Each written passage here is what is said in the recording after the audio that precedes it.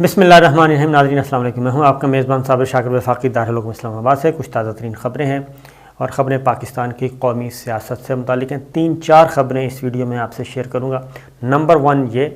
कि नए army chief के लिए मुशावरत। जी हाँ, नए आर्मी चीफ़ के लिए मुशावरत और army chief general Qamar Javed Bajwa की सदर ममलिकत डॉक्टर आरिफ अलवी और उसके फ़ौरन बाद वज़ीर आज़म इमरान खान से मुलाकात। इसका बुनियादी मकसद क्या था, कुछ और डिटेल्स आई हैं, लेकिन सुना यह जा रहा है कि नए आर्मी चीफ़ के लिए मुशावरत का अमल कब शुरू होगा, कैसे शुरू होगा, उसके बारे में एक इंतहाई अहम ज़िम्मेदार आदमी ने बात की है, वो आपसे शेयर करता हूँ। दूसरी ख़बर ये है कि काबीना के इजलास में एक वफाकी वज़ीर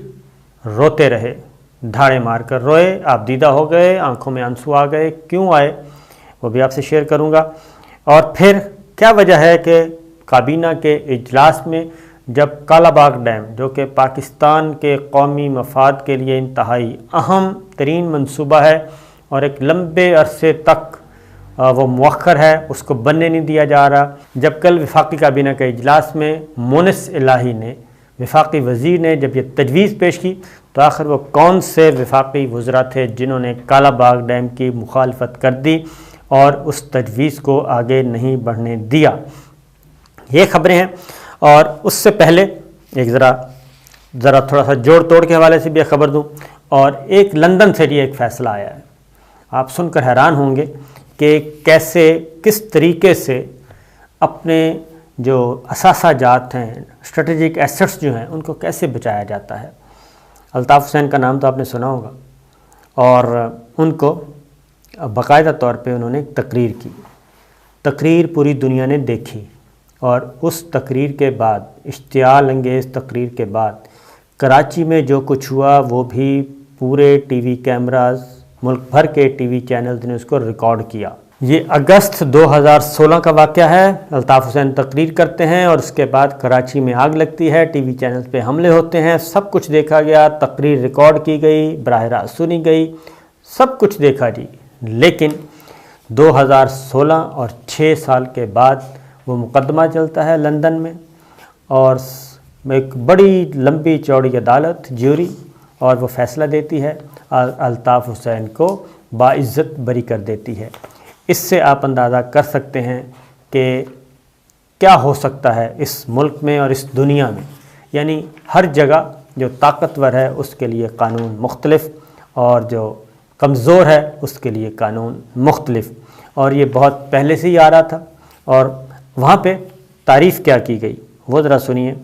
कि फ़र्द जुर्म आयद करते हुए 2 इल्ज़ाम आयद किए गए और दोनों इल्ज़ाम दहशतगर्दी के एक्ट 2006 की दफ़ा 2 के तहत दहशतगर्दी पे उकसाने से मुताल्लिक थे। ज्यूरी के दिए गए अपने हतमी बयान में प्रोसिक्यूशन का कहना था कि लफ्ज़ दहशतगर्दी को अगर आम आदमी की नज़र से देखा जाए तो अखलाकियात की बहस को हवा मिल सकती है, लेकिन इस केस को पार्लियामेंट के मुकर्रर करदा इंग्लिश कवानीन के पैमाने पर देखना चाहिए। और प्रोसिक्यूशन ने यह ज़ोर दिया था कि अल्ताफ़ हुसैन ने हुकूमत पर असरअंदाज होने के लिए अपने कारकुनान को दहशत गर्दाना अमल करने के लिए कहा और कारकुनान ने सियासी वजूहात की बिना पर सब किया।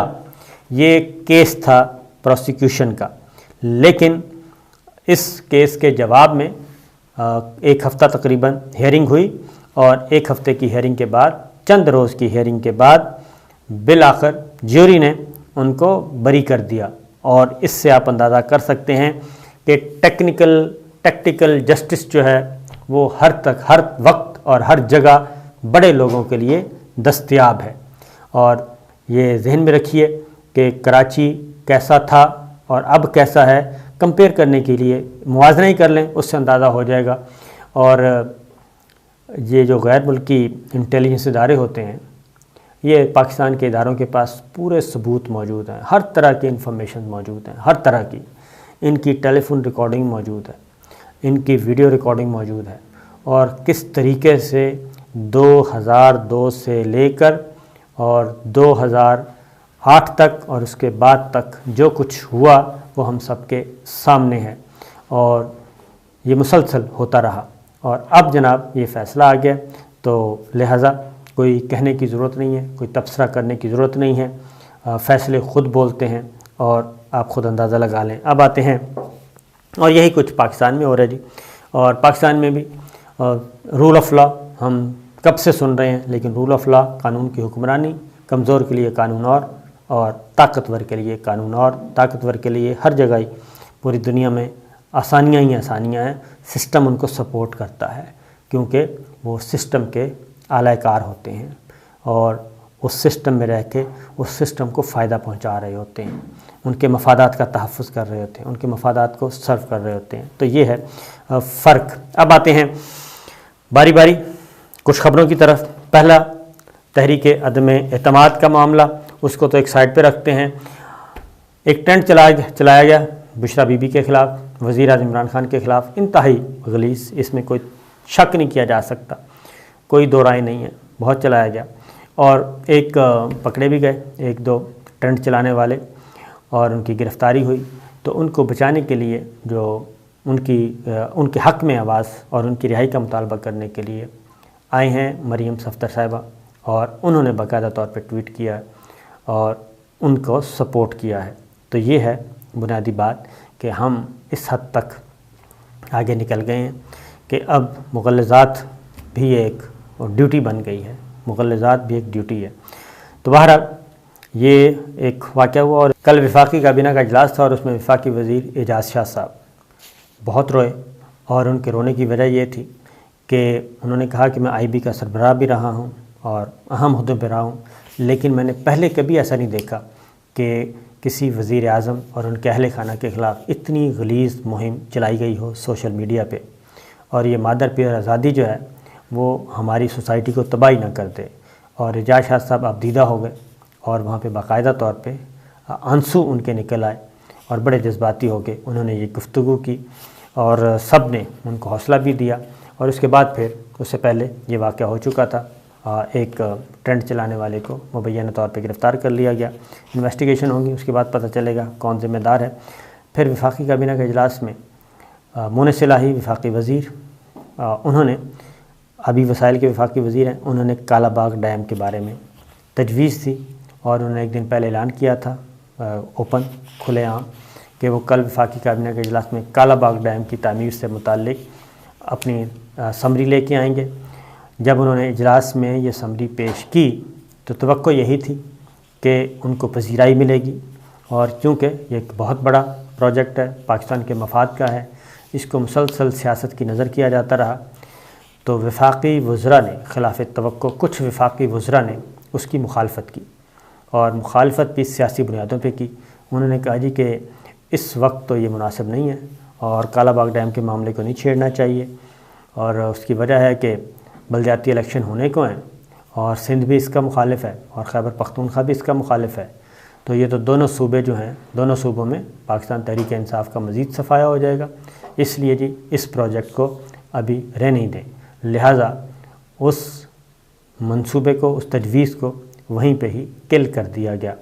تو یہ ایک خطرناک رجحان ہے، ورنہ وزیر اعظم عمران خان صاحب جو ہمیشہ فرنٹ فٹ پہ کھیلتے ہیں، تو ان کو اس معاملے پہ بھی فرنٹ فٹ پہ کھیلنا چاہیے تھا، اور ہمیں توقع ہے کہ وہ اس معاملے کو اس طرح نہیں دبنے دیں گے، بلکہ مونس الہی وفاقی وزیر، ان کی اتحادی جماعت کے، انہوں نے بہت اچھا انیشیٹو لیا، تو اس کو دوبارہ سے ٹیک اپ کریں گے۔ اب آتے ہیں جی ایک اور خبر، اور وہ خبر ہے امپورٹنٹ اس سینس میں کہ آرمی چیف ابھی تک نومبر 2022 تک موجودہ army chief general Qamar Javed Bajwa کا ٹینیور ہے، اور اس میں بھی مزید جو ہے جو امینڈمنٹ ہوئی ہے قانون میں، اس میں مزید وہ 2 سال، یعنی کہ قانون میں کوئی رکاوٹ نہیں ہے کہ وہ 2 سال تک کنٹینیو کر سکتے ہیں، 64 سال کی عمر تک۔ تو لیکن یہ پہلے بھی بحث شروع ہوئی اور ان کی توسیع کی باتیں کی گئیں، ایکسٹینشن کی بات کی گئی، حالانکہ جو قانون کہتا ہے وہ بالکل کلیئر ہے کہ اس میں ان کو کوئی ایکسٹینشن کی ضرورت نہیں ہے، اور 1 مور ٹینور کے لیے وہ 64 سال کی عمر تک کنٹینیو کر سکتے ہیں، یہ تو قانون کہتا ہے۔ لیکن وہ خود کہہ چکے ہیں اس بارے میں، جو ہمارے سورسز ہیں، کہ وہ نومبر کے بعد خدا حافظ کہنے والے ہیں۔ لیکن اس چیز کو یہ خبر جو ہے وہ بحث کبھی پہلے کیوں، اس کی وجہ یہ تھی کہ جتنی بھی پولیٹیکل ڈیولپمنٹ ہوتی تھی، ایکٹیویٹیز ہوتی تھی، ان کو جوڑ دیا جاتا تھا ایکسٹینشن کے معاملے سے، وہ انہوں نے صفائی پھاڑ دیا۔ اب ملاقات ہوئی وزیر اعظم عمران خان سے اور صدر مملکت سے، army chief general Qamar Bajwa صاحب کی، اور اس میں بہت سارے اہم امور زیر بحث آئے۔ وہ جب سے ملاقات ہوئی ہے یہ بحث چل رہی ہے کہ یہ ہوا کیا ہے، آخر کیوں؟ کیونکہ صدر مملکت سے ان کی ملاقات آرمی چیف کی غیر معمولی ملاقات تھی۔ اب ایک اور چیز سامنے آ گئی ہے، اور وہ یہ آ گئی ہے کہ کہیں ایسا تو نہیں ہے کہ نئے آرمی چیف کی تعیناتی کے لیے کوئی مشاورت ہو رہی ہے، اور یہ سلسلہ بھی اسی سلسلے کی کڑی تھی، یہ ملاقاتیں بھی۔ تو صدر مملکت عارف علوی صاحب نے ایک ٹی وی چینل عادل شاہ زیب کو انٹرویو دیا، اور اس انٹرویو کے دوران یہ بات پوچھی گئی کہ جناب نئے آرمی چیف کی تعیناتی کے حوالے سے جو سلسلہ تو نہیں کہیں شروع ہو گیا، اور جو ملاقاتیں ہوئیں پچھلے دنوں اہم، تو اس میں کیا یہ زیر بحث آیا؟ تو صدر مملکت ڈاکٹر عارف علوی صاحب نے کہا کہ وزیر اعظم عمران خان نے نئے آرمی چیف کی تعیناتی کے حوالے سے کوئی مشاورت نہیں کی، تاہم وقت آنے پر وزیر اعظم مشاورت کریں گے۔ پھر صدر مملکت نے اپنے انٹرویو میں، یہ انٹرویو ان ملاقاتوں کے 24 گھنٹے کے بعد ہوا ہے، اور اس پہ خاص طور پہ آپ کو میں پہلے ہی بتا چکا ہوں، ہم نے خبر بریک کی تھی،